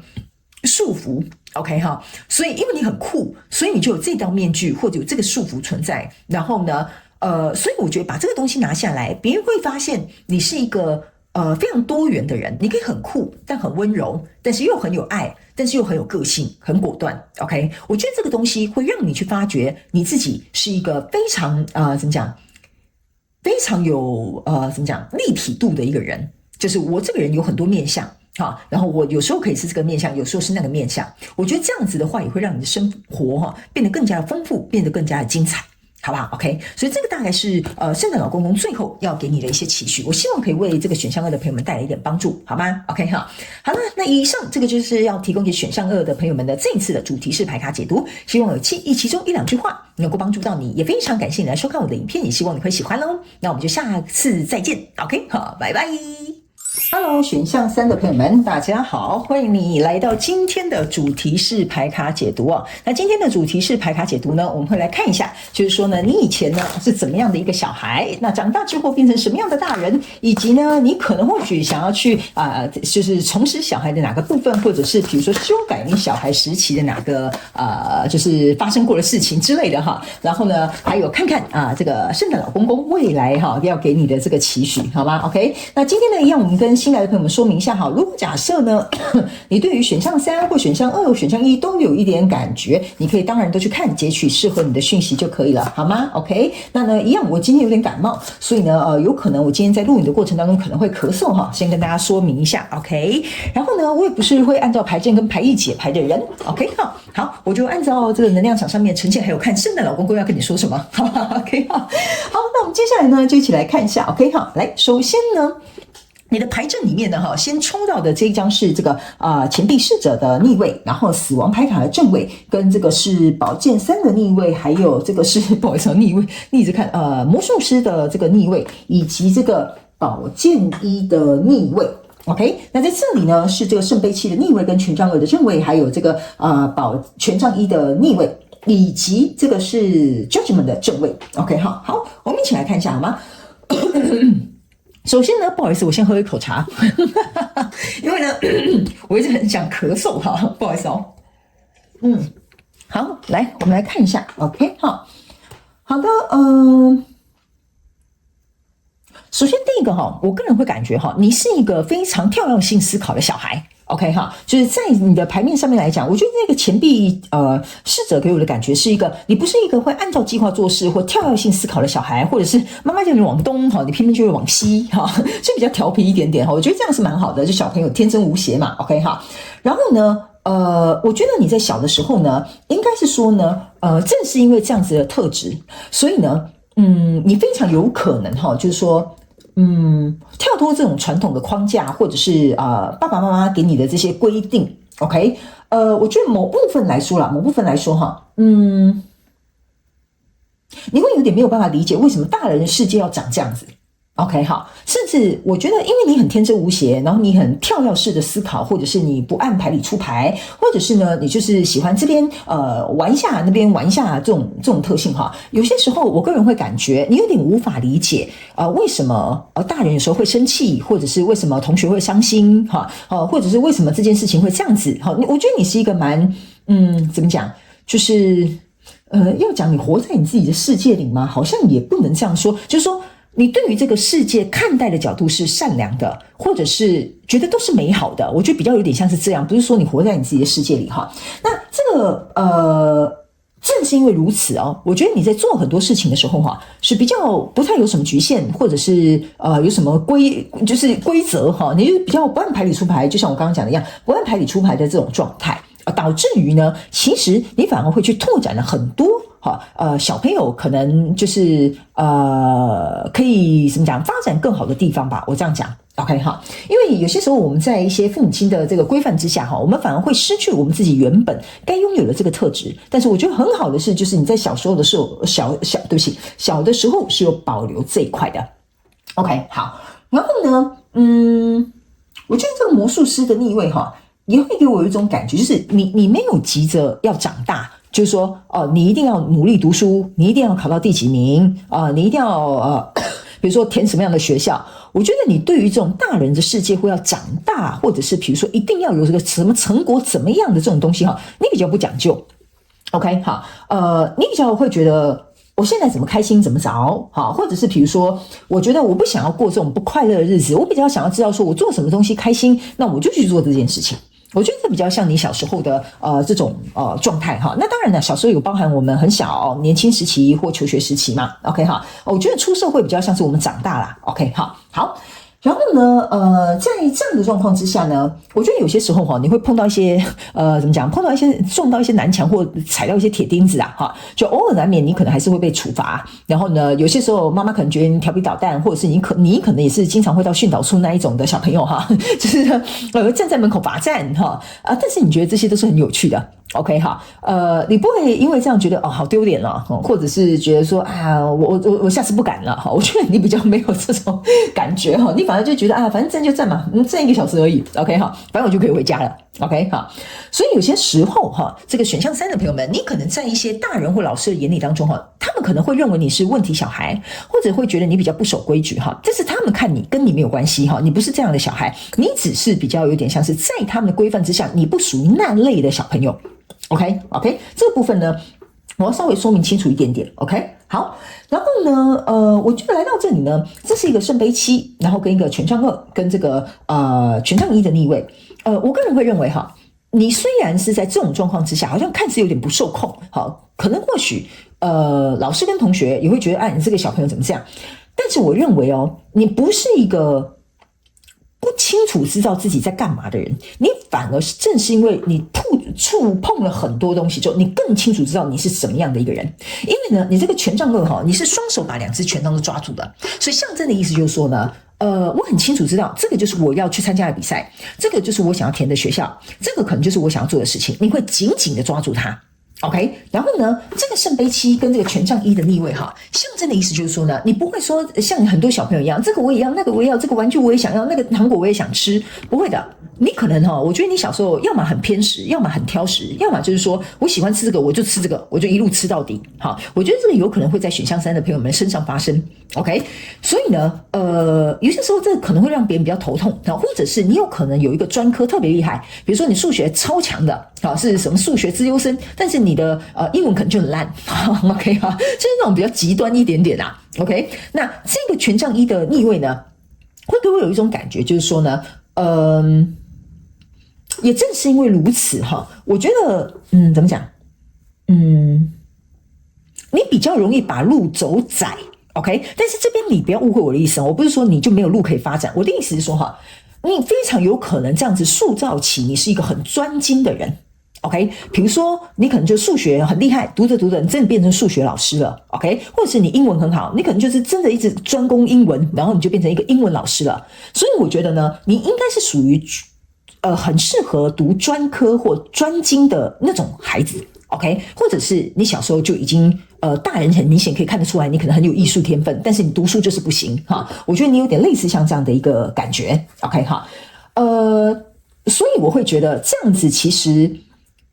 并没有让你失去了你成为那个明日之星的机会，反而多了让你成为明日之星的机会。为什么呢？这个权杖1上面是有一颗星星的。OK， 放下这个权杖象征的就是我放弃成为这个明日之星，放弃成为这个领域的佼佼者，或放弃我去走这一条道路可能会有机会拓展的这个状况。但是不是这个权杖2这个让2只手抓着的意思就是说因为你抓得很牢，你知道可能英文跟数学你可能英文普普，但数学很强。你知道如果2个你都抓，对你来讲没有什么太大的胜算，但是因为你只抓住你最喜欢的那个，你想要的那个，那反而你就在这个领域发展得很好。我觉得我要跟你讲的意思就是这样，虽然你路走窄了，但你走出一条你自己的道路。我觉得这有点像是你小时候的一个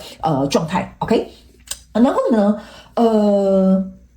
我觉得这个部分可能会造成你的父母亲或你的亲朋好友有点担忧啦，就觉得说你可能是体保生那你就不会读书，但他们又会担心说你这个体保生未来发展怎么样。这个是这个权杖1后面的这个月亮，就是你的亲朋好友可能会担心你的地方。OK 那在这里呢有一个 judgment。 OK 这张 judgment 它是正位的所以呢我个人会有一种感觉我觉得你是一种我觉得你天生有一个性格哈，有点像说老天爷会给我一条路的，或者是生命会走出一条出路的，或者是反正我去做，我就会得到我想要的结果。我觉得你在这一块是对你自己有信心的，就是说人家会觉得说啊，你当体保生啊，你老了啊，你知道那些体育健将20-30岁可能就是他们的什么体育健将的寿命了 ，OK 哈。然后但是你会觉得说没关系啊，你们要怎么批评我无所谓，但是我很清楚知道我自己在干嘛。OK， 而且我个人会认为我在这一块可以发展很好，甚至未来可以有多元发展，所以你在这一块的自信心跟自我认同感或自我认知是很强大的。OK 好，所以我觉得可能你有点乐天派，但是这个乐天呢，也会让你在这个轨道上面呢，比较不受到其他周边人的影响，然后呢，也比较不会去害怕去尝试，你会很勇敢的去做这些事情。所以有些时候哈，我觉得你应该小时候有被父母亲可能形容过一句话，叫做懵大哈，就是傻乎乎的哈，就是傻乎乎的就真的搞出了一点名堂哈。我觉得有可能会在选项3的朋友们身上会发现这件事情。OK， 可能大家对于你去比赛这个东西，可能觉得啊，就是小朋友嘛，好玩而已。殊不知哈，你还真的拿了个奖杯回来了哈。这个有可能在这个选项3的朋友们身上会看见。OK， 好，然后呢？我觉得你也是一个很乐观的小孩，就是说，即使你挫败了，你遇到一些挑战跟挫折的时候，我觉得你很快能够去调试这个心情，然后你会去看到这件事情好的地方。这张死亡牌卡就是这样的，这死亡牌卡后面有个太阳，所以呢，会给我有一种感受，就是说呢，哎呀，这件事情失败了，但好好笑哦！你看这个过程当中，妈妈，我跟你讲，这好好玩哦，我还认识好多朋友哦，哈。然后你妈妈可能为了你去参加这个比赛，在那边落泪，就是啊，你没有得名或什么的，但是你很开心，你很快乐，你很 enjoy 在其中。我觉得你应该在小的时候就蛮容易活在当下，就是 enjoy 那个 moment 的这种孩子，好不好 ？OK， 好，来，接下来呢，我们来看一下长大之后呢，你变成什么样的大人，好不好？然后呢，等一下我们最后也会来看一下你想要重拾小朋友的哪个部分，好吗 ？OK， 好，选项3的朋友们，我个人会感觉哈，你应该是那种。团体当中的那种开心果 ，OK， 好，朋友有事呢都会找你倾诉，好，然后出去玩呢也都会找你，哈，然后呢闯祸呢也会找你，哈，就是一起去干一些小坏事，啊，我觉得小时候你应该会有这种很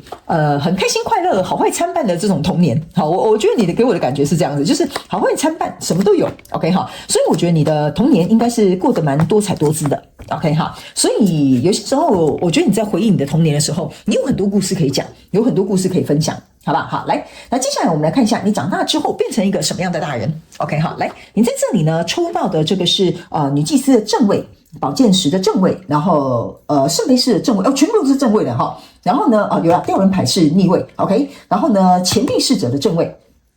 圣杯2跟钱币2还有这个钱币4的正位 ，OK， 好，好来，我个人会认为哈，你这张牌卡是唯一所有牌卡里面的逆位，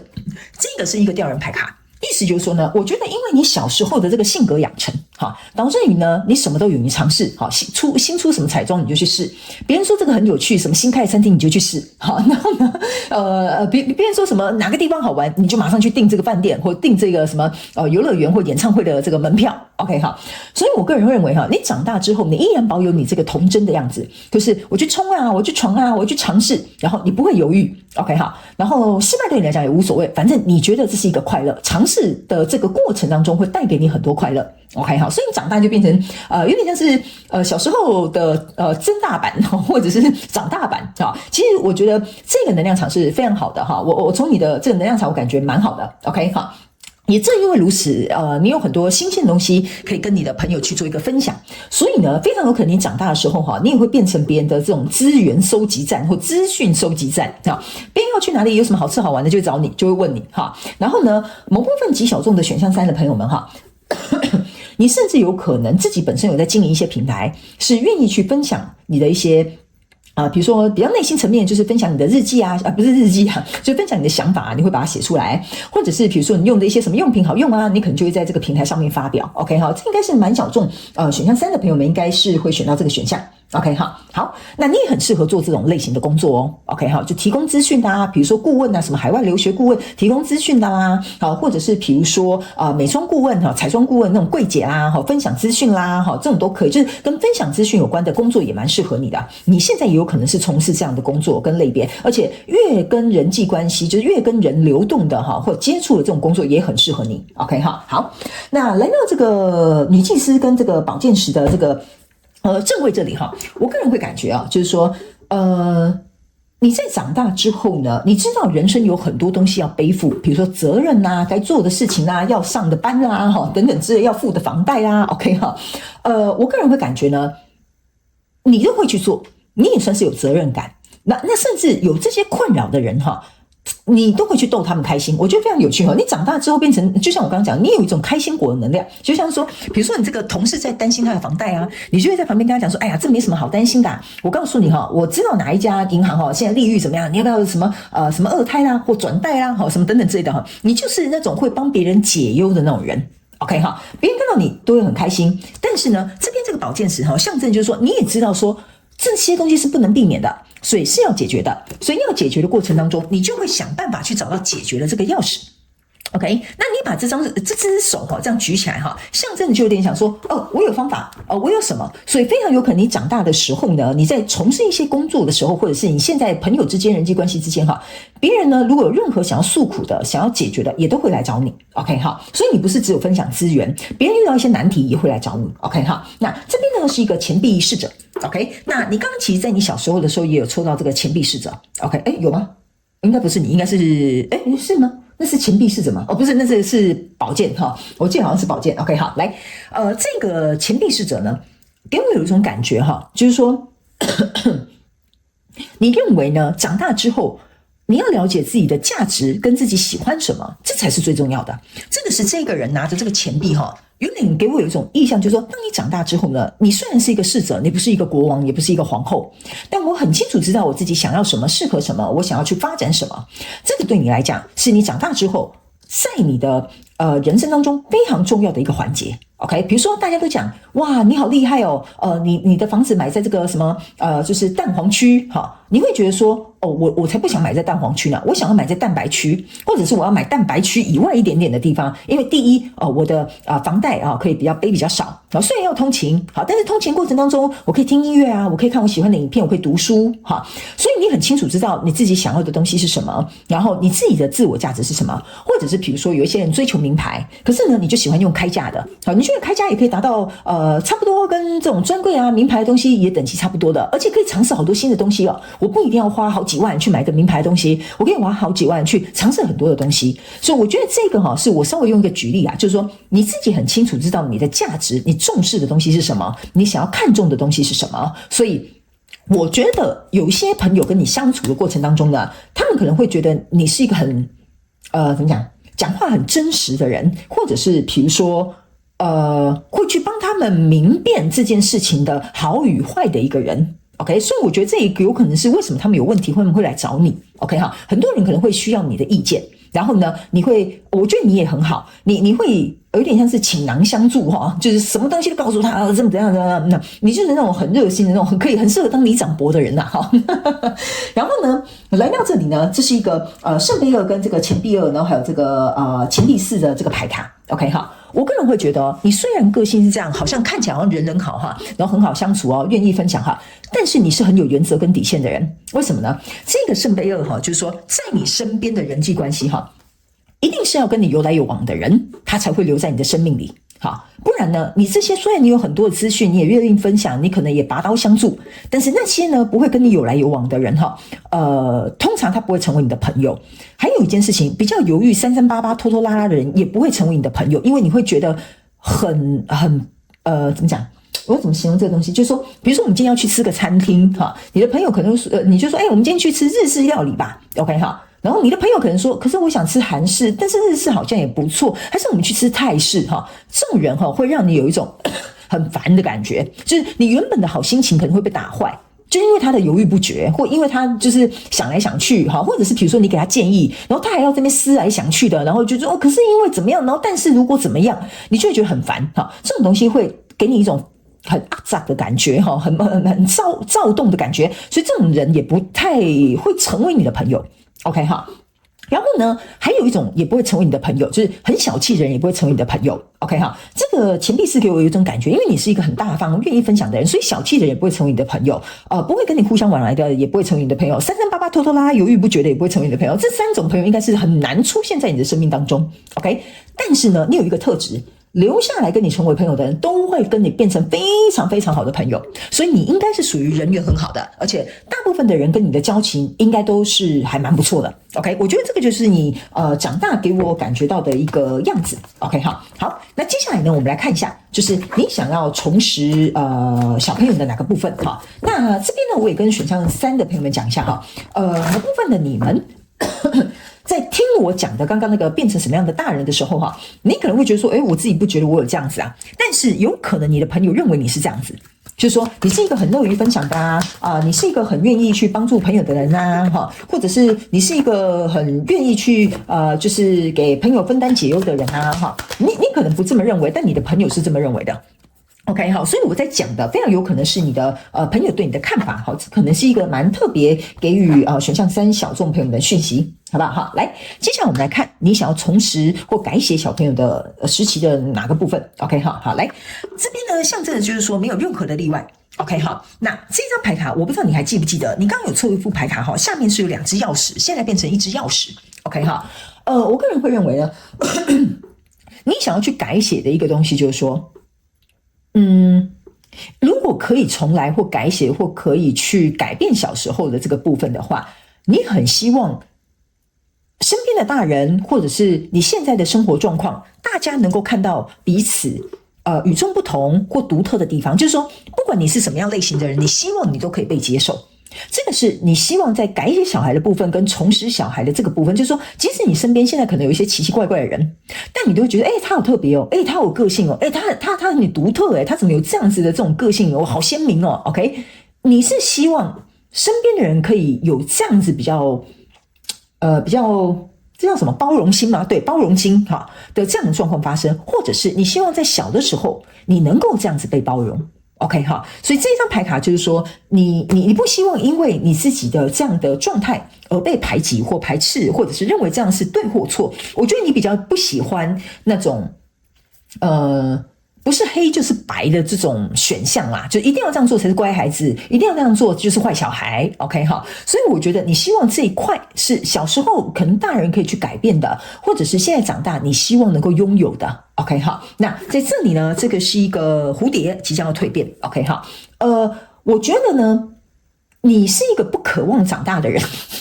虽然这一张牌卡是蜕变哈。但我不知道为什么，我觉得你是一个不希望长大的人，就是说，不是说你真的不要变成一个大人啦而是说你希望可以保持这样的童真，你希望有更多人能够得到这样的童真，你甚至更希望所有的人可以像小朋友一样开心快乐天真无邪的活着，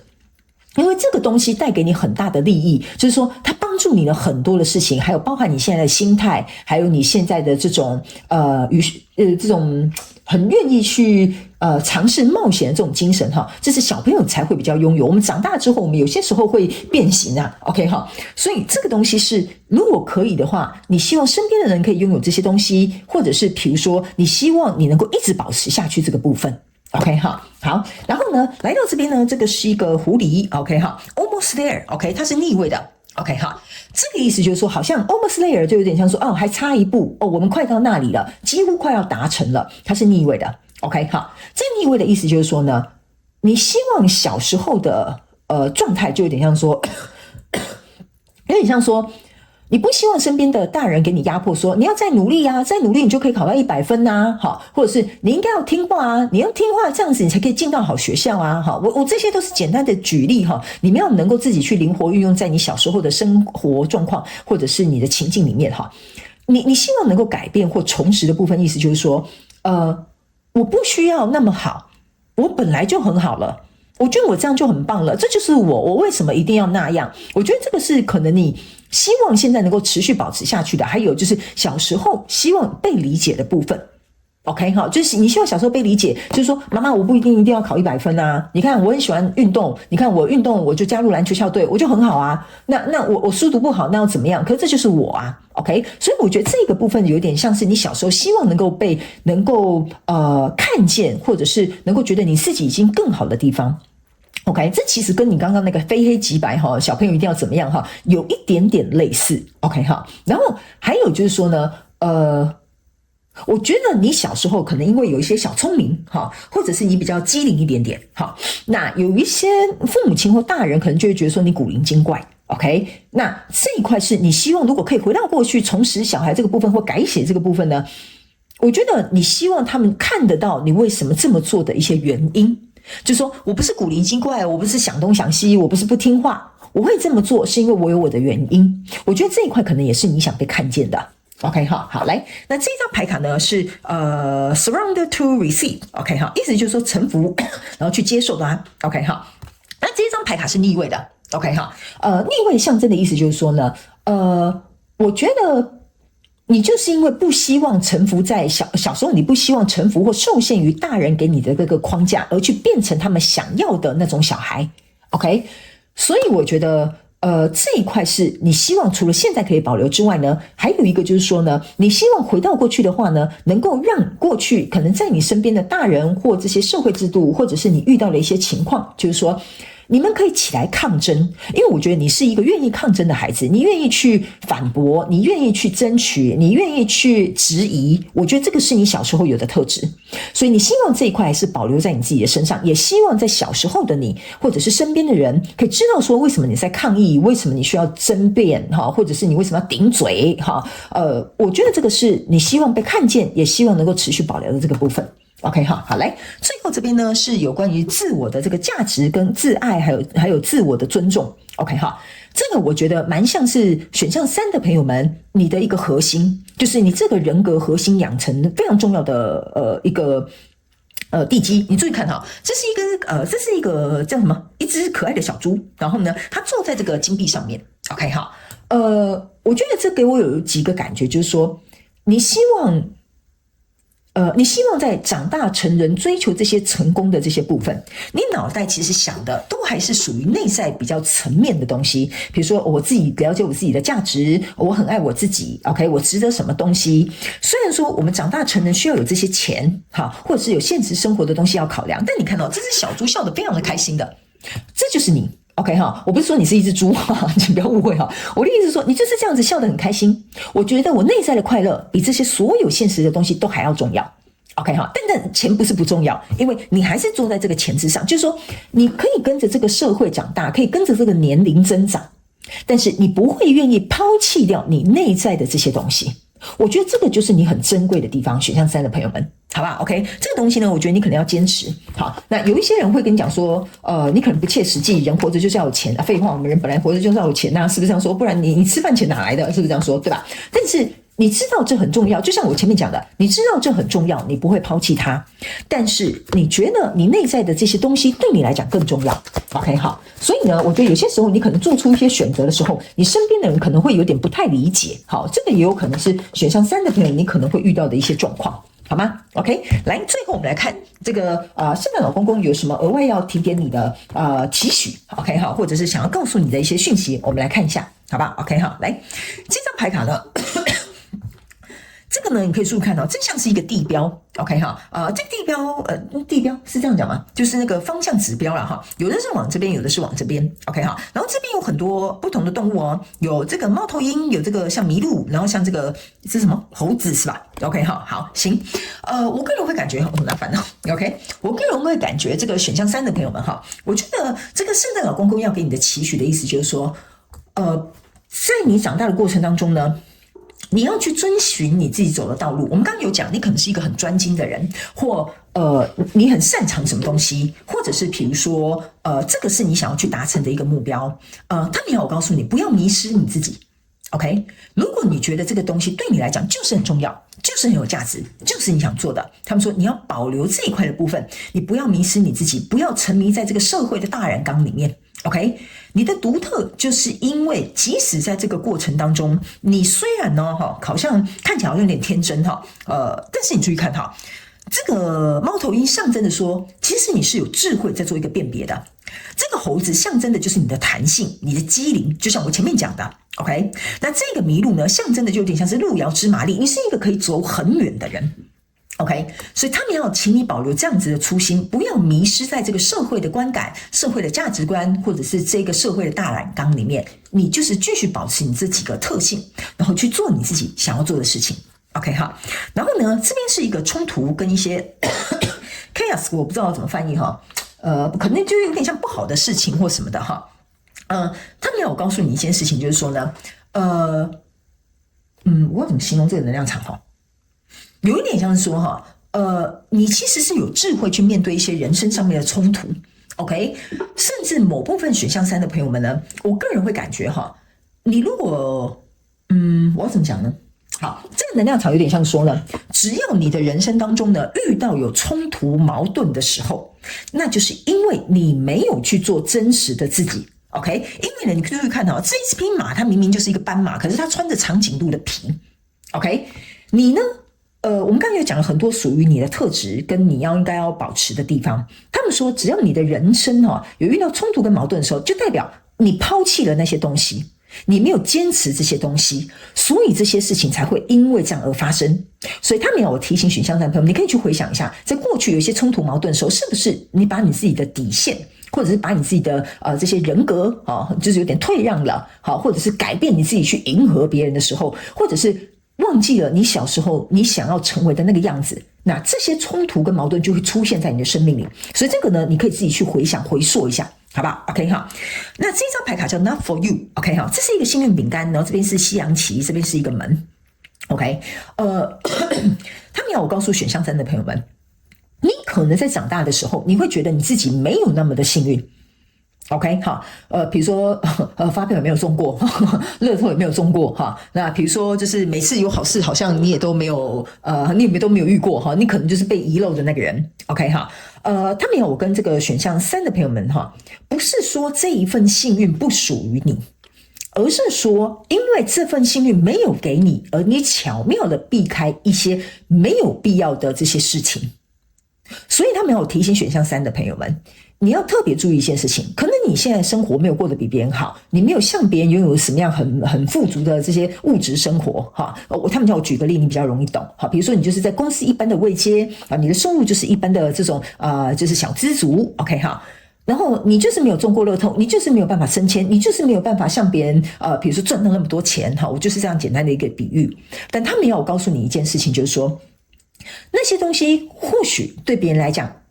有些人会羡慕，但你之所以为什么在现在这个位置，只要告诉你一件事情，是因为那个东西现在不属于你，这是第一点。第二件事情，因为这些东西你避开了一些事情，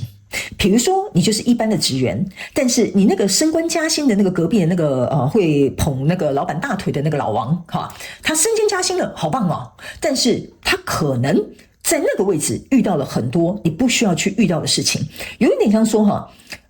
他可能会被老板骂，他要承担更多的责任，他虽然拿比较多薪水，可他事情变得很多 OK， 这个不是你现阶段该去承受，这是第一点。第二个，其实是有一个幸运你看不到的，这些人在帮你打着前锋，所以他们要我提醒你一件事情，如果你发现呢你去感受一下或回溯你一些经验，你可能曾经有很想要得到的东西，或者很想要拿到的什么东西后来你发现没有拿到是对的，这个你可以回想一下这个就是我刚刚跟你讲的第二个讯息，你会巧妙的避开一些东西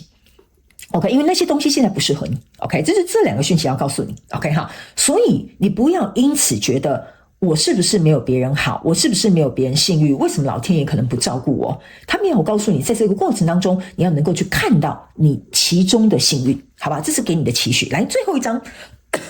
这个是一个更高的力量 OK 哈，他们要我提醒这个选项3的朋友们，好吗 ？OK 哈，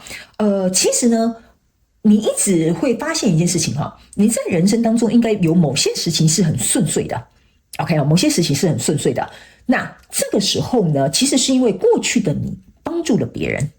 你是一个非常有福报的人，就是说你在跟别人分享或者是帮助别人替别人分担解忧的过程当中其实你为自己种下很多的福田我知道我这个说法比较老派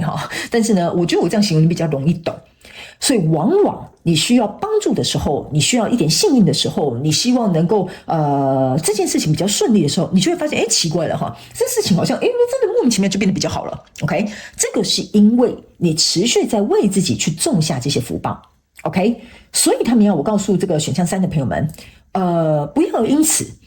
比如说遇到了一些人，你就开始吝啬给予，改变你自己，变成像他们一样的人，而是你要持续保持这样的状态，去让自己成为一个更好的人，有能力帮助别人的人，而且未来成为一个更幸运的人，好不好？这个就是圣诞老公公要给你的期许，好吧 ？OK 哈，好了，那以上呢，这个就是要给选项3的朋友们的所有的内容。我希望其中有2句话可以帮助到你，这个就是我想要做到的事情。那我也希望呢，选项3的朋友们持续保持这样子开心、快乐、分享的心情，好吧？我相信你是一个有福之人，好，因为我在读这张牌卡的时候，我一直可以感觉到你是一个有福之人，好吧 ？OK 哈，祝福你哦！非常感谢选项3的朋友们来收看我的影片，也希望你会喜欢。那我们就下次再见喽，拜拜。